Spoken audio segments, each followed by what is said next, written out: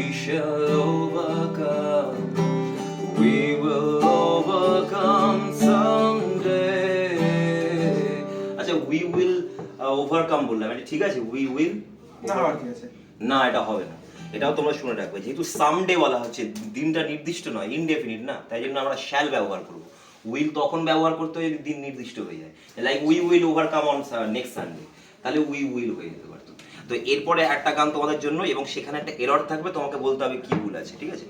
Close your eyes and you hear me to say, এই লাইনটার মধ্যে তোমার একটা গ্রামাটিক্যাল ভুল আছে, সেই ভুলটা তোমাকে কমেন্ট বক্সে বলতে হবে। One last long goodbye, one last song before you spread your way.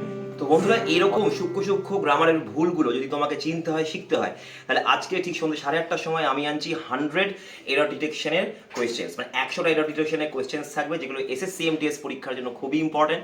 দেখা হচ্ছে আজকে ঠিক সন্ধ্যে 8:30টার সময়। ক্লাসের যে লিঙ্ক সেটা আমি এই শর্টের নিচে রিলেট করে দিলাম, এক্ষুনি গিয়ে লাইক করে এসো। All the best.